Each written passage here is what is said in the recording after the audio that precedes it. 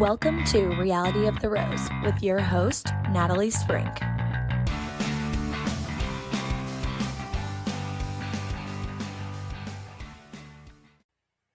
Hey everyone, welcome to episode 228 of Reality of the Rose. I'm your host, Natalie Sprink. Thank you for joining me for this episode today. Today is a reality show recap recommendation, and I'm just going to focus on this reality show for this episode instead of getting diluted into a bunch of other shows, at least for this episode. So, this one, I literally just finished watching it, and it's Let's Marry Harry. And I'm sure you've heard of it.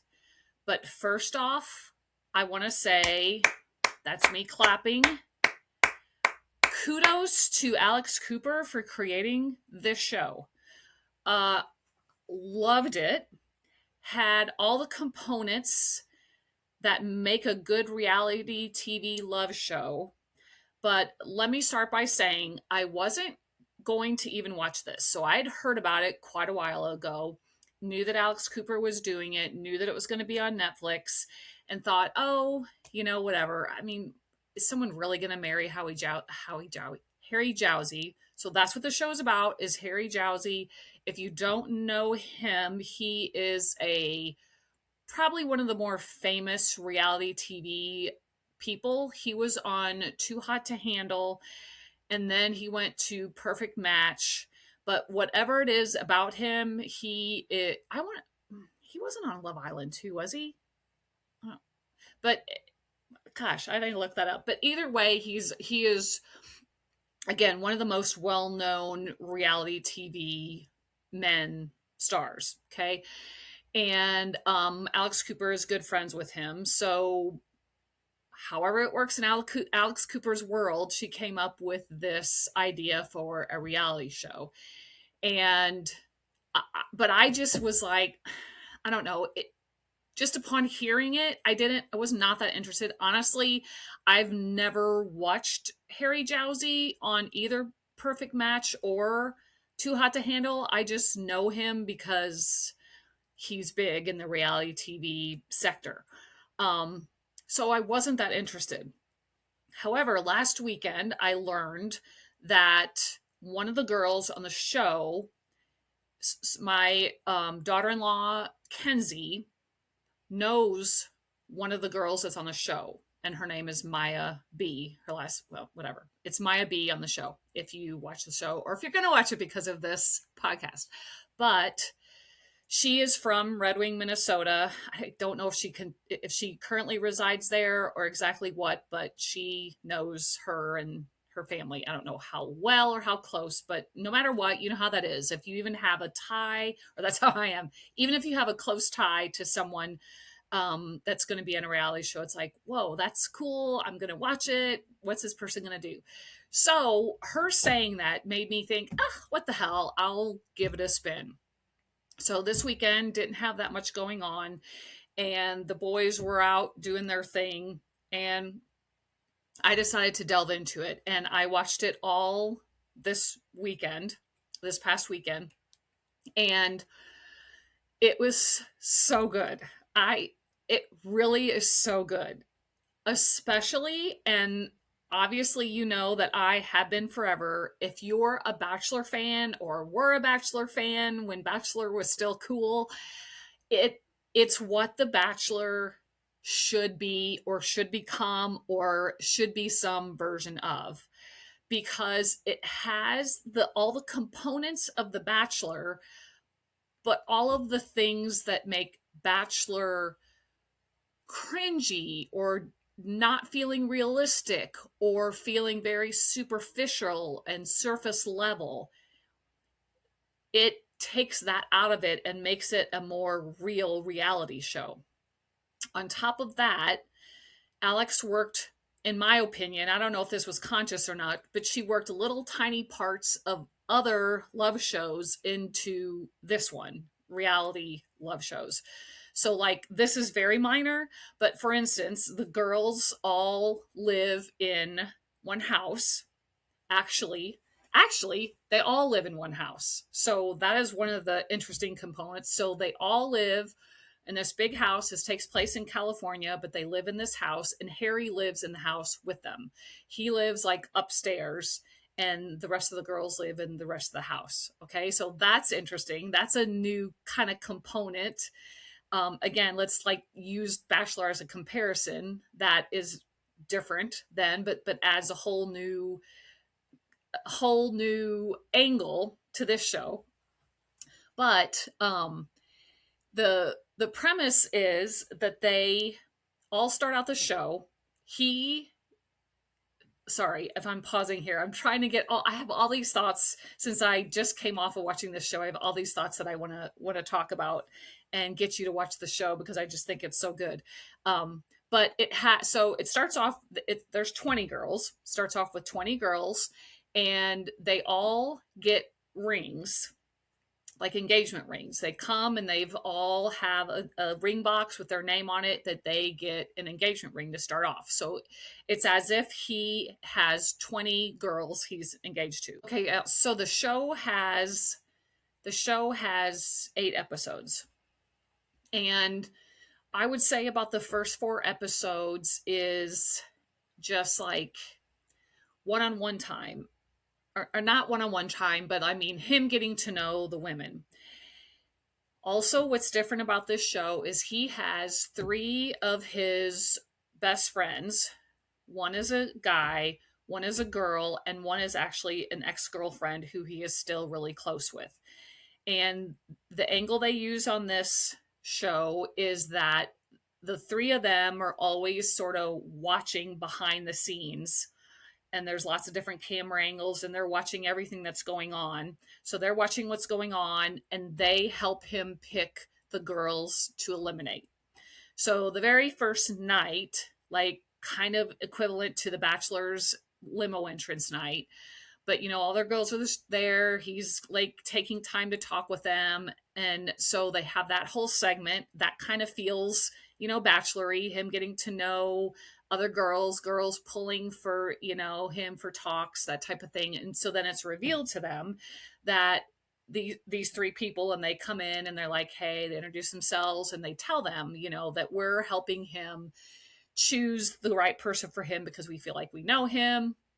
So they come in. So the girls now know that they are also having to have these 3 people to impress upon, so to speak. And then what they do is I don't know in actuality how many days it is, but every like 3 days, let's say, they have an elimination ceremony, and the 3 friends pick the number of girls and the girls who are going to be eliminated. So they have it in like a wedding setting. And so he comes walking up the aisle, so to speak, and then stands at the front, and they're sort of sitting where the people sit. And it's read off one at a time which girls they're going to eliminate. And then once they're all announced, they each come up individually, take off their ring, put it back in the ring box, and it's closed. And that's like the official, like, you're going home. But each time, Harry has the option to save one of the people that they pick to go home. However, if he does that, he's got to pick a different girl to go home. So it's just like an interesting, different way, but it also makes sense, and it makes you feel um, like this is necessary. Because whenever have the Bachelor and he's like the only one that's picking, he doesn't really get to see what's going on behind the scenes. He doesn't, you're talking to so many people, and it feels like such a natural and smart thing to do, to have people help you that you are close to. So it makes so much sense because then he'll meet with these 3 people, and they sort of like hash things out, and they talk about things, and who are you liking, and these are things we're seeing, and this is whatever. So that feels really real.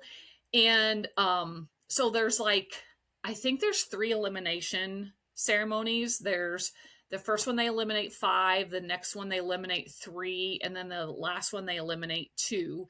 And that brings them down to 5 girls. And then at that point, they step aside. And then from that point, it's only Harry's job to then eliminate them from there.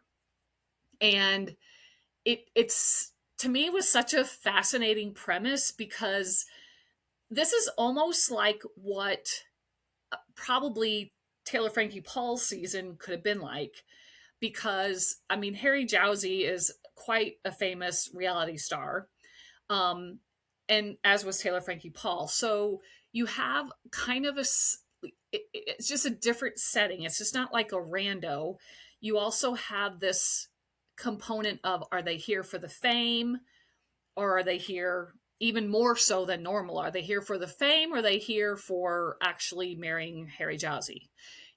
I think that Harry was such uh, a good lead, let's say, and it was so different from The Bachelor. That's probably one of my favorite differences between the two, because I was so it was so refreshing to see actual conversations. So, I always say that like Love is Blind, I really like because, they have real talks about real things. Now, I will say that they didn't get into the weeds a lot about specific things that they each believe in or don't believe in. Like they didn't like get specifically into religion. They didn't specifically get into politics. They didn't specifically give into like, um, financial beliefs, things like that. You didn't hear him talk about that stuff, but the conversations were more deep and had more substance than The Bachelor, where it was just like, oh, I can see myself falling for you. I am falling for you. I'm in love with you now. I love this journey. Like they definitely used terminology. Like they said, check the boxes quite a bit. They use the word vulnerable a decent amount. It still, has a little bit of that vibe.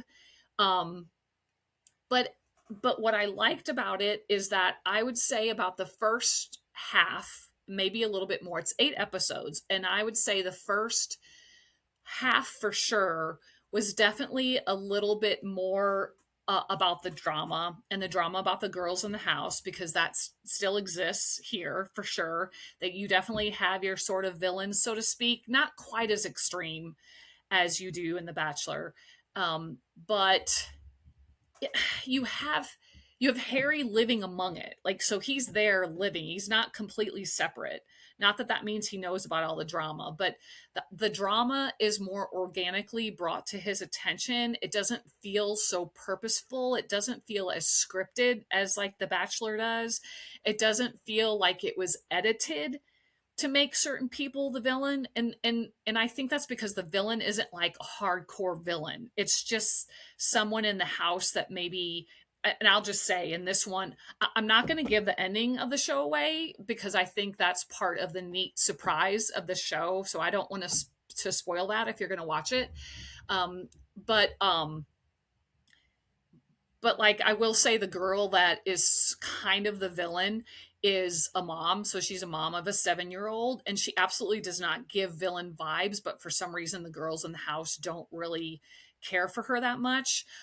They also have, so I guess like his history is that he is really, really was like a fuck boy basically. And took his fame and ran with it as far as getting any girl he wanted and all of that. Well, his dad has died in the past year, and that was apparently a very pivotal moment in his life, and it was a time at which he decided that like this is enough. He's in his late 20s, I forget what, like 28, 29, and he was like, I need to get serious, whatever. Alex Cooper, I'm assuming, went to him and said, hey, let's do this, because apparently they've been really good friends for about 5 years. And whatever, I don't know the history, but she approached him and they're doing the show. But he really has changed his views on like wanting to get serious and settle down and start a family. Um, what they also did on this show that they don't typically do, or like we're not privy to it, is they clearly cast girls that he wanted or is typically attracted to. So like there's not one blonde. Like literally every girl is a brunette. Um and apparently that's what he prefers. I didn't know that beforehand, but they did. So like they cast for him, which is so smart. Like cast people that you're typically going to go for, right? I think 20 was also a really good number because it's plenty girls to choose from, but it's not like so many, you know? And that also, I think, worked well for us as a viewer because it wasn't so confusing getting to know all the girls. And right away they have an elimination of 5. So then it already knocks it down to 15. And somehow, whatever way they do it, I thought they did a really good job of allowing you to. It wasn't hard. There's a few girls that looked a lot alike and that didn't get a lot of airtime, but you still sort of kind of got to know each of the girls enough that you could pick your favorites. It also is interesting at the beginning because you see a lot of girls going hot and heavy into I feel like the ones that you maybe knew were going to get eliminated because they went right into wanting to like hardcore make out with him. And every time they went up to his room, they would make out on his bed, or they'd go into the bathroom and make out so the cameras couldn't catch it. And there was a lot of that, a lot of sexual chemistry going on.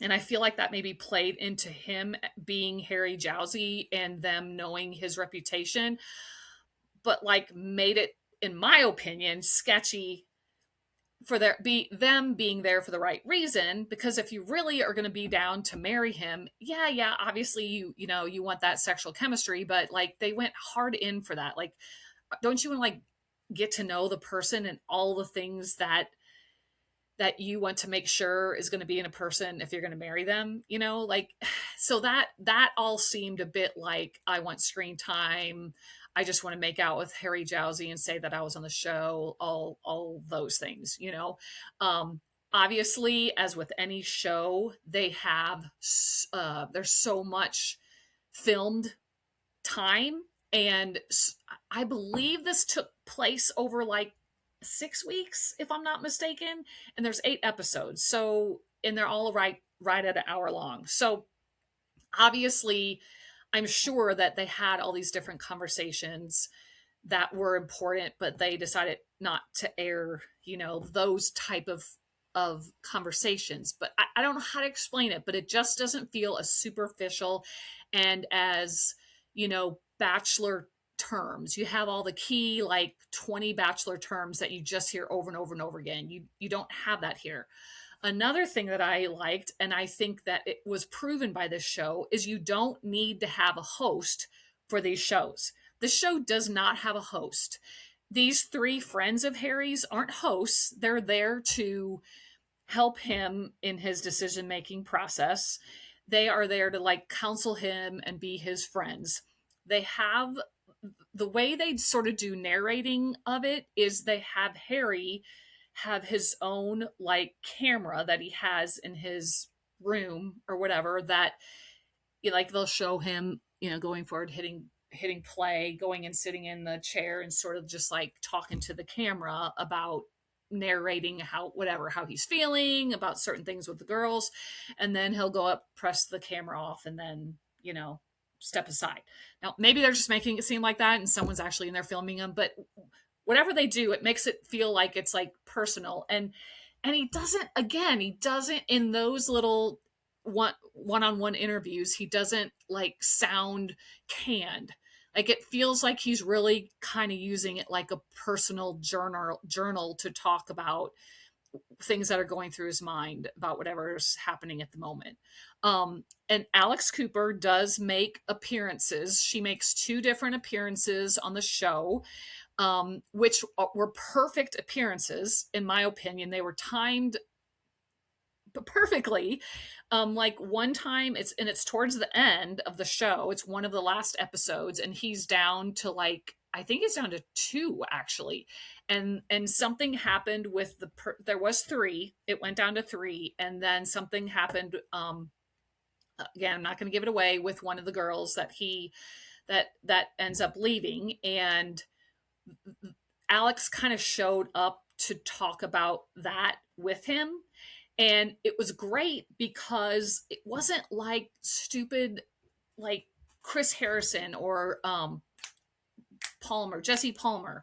It wasn't like they were just there to be yes men and like to tell them, these canned answers of like, everything will be all right, follow your heart, kind of stuff. He was explaining the situation to Alex, even though I'm sure Alex already knew, and she like played devil's advocate to him, and then he would come back and try to kind of argue with her, and she'd be like, no, just listen. I mean, it felt like you were watching a real conversation they were having, and it wasn't just like her with this fluff and him going, oh yeah, it was like a real conversation. And so that was one time, and then she shows up at the very end for like the finale for around like the wedding time.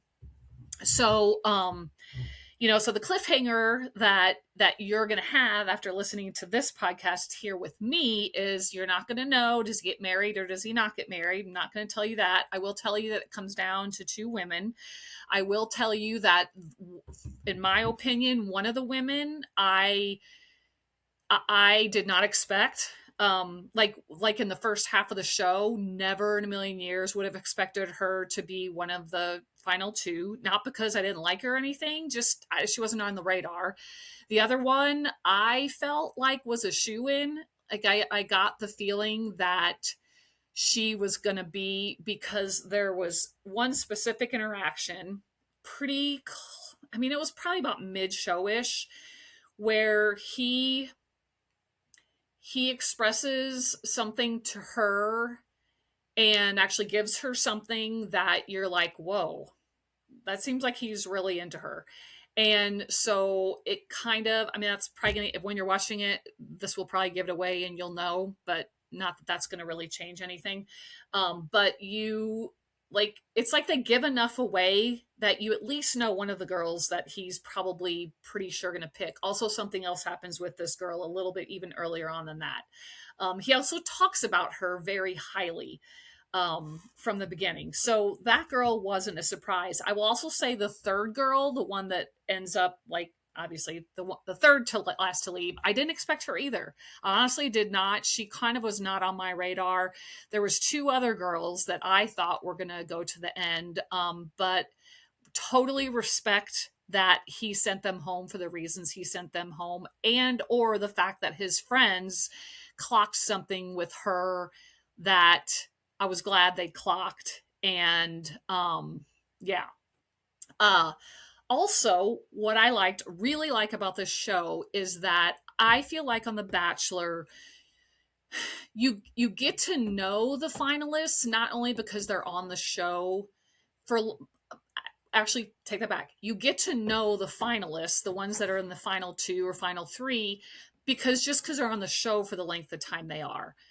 This show is a little bit different in that's the case for this too, but they spend about the last three episodes really heavy on effective dates, time spent with their families, time spent with his family, which his family's in New Zealand, and they fly all the way to New Zealand to meet his family. His family is amazing. They are amazing. You love all of them from the get-go. You also don't feel like they are performative for the camera at all. They aren't dressed in their best outfits with their makeup and hair all done like Bachelor does. You just feel like you're watching like him coming home to his sisters and their kids, just like at home, in their shorts and t-shirt. It's so natural, and he acts so natural around them. It doesn't seem rehearsed at all. It doesn't seem like they did 100 takes. Like for instance, he'd come in and his little nephews would be running around and they'd act shy, because you could tell, because cameras were around. He'd be like, why are you acting so shy? What are you doing? Come here. Like, I just feel Harry is really truly himself. I don't feel like he was playing the part of being like this actor for the lead of this show. Um, he gets like, there are times when you're watching it, like there was this one part where one of the girls towards the end implies that he's maybe like giving certain answers to questions because he's on camera, and he like really takes offense to that. And I was thinking myself, like, give this girl a little grace. She is being filmed 24/7 to marry you. Like, I don't think that she is completely being unreasonable for wondering how authentic your answers and conversation are, even though he does seem really raw and real. I think that he should have given her a little grace for wondering that, and instead of getting offended, like reassuring her as to why that's not happening. So there were a few times, and he was kind of playboy at the beginning. And like, there's times where you're like, what the hell, Harry? Like, okay. But I really liked him. When he went back to New Zealand was the first time he went back to New Zealand since his dad died, and the first time he'd seen his sister since his dad died. So a lot of it was really emotional. He got emotional a lot, and it didn't feel fake for the camera. It felt really real. Um, I just really like, kudos again, Alex Cooper. This was a very, very good show that I was not even going to watch, and so happy I did. But sorry, sort of to finish that last thought, you really got to know the last three, but especially the last two girls, very well.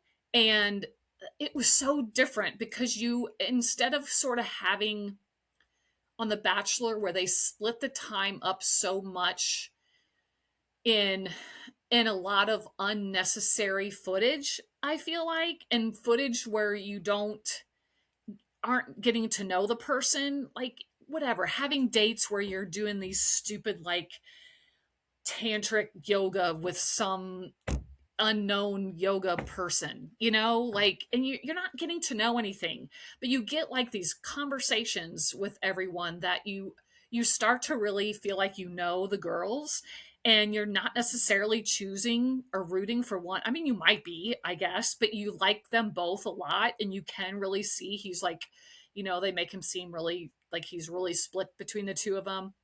There's the unrealistic part, like, okay, is he really supposed to like marry someone 6 weeks after 6 weeks to these two girls he didn't know prior at all? I mean, there's that aspect, but I don't know, for some reason you watch it and you get, again, I got really I got really committed to it, and I got really like attached. And honestly, in the last episode, like my heart was kind of pounding, wanting to know what was going to happen. Like I couldn't wait to see who he was going to choose, if he was going to choose, what he was going to do.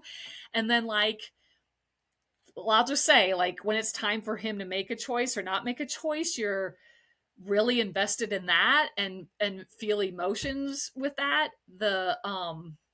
I can't give like the one of the things that happens at the very end is like, so like, oh my god, that is so sweet.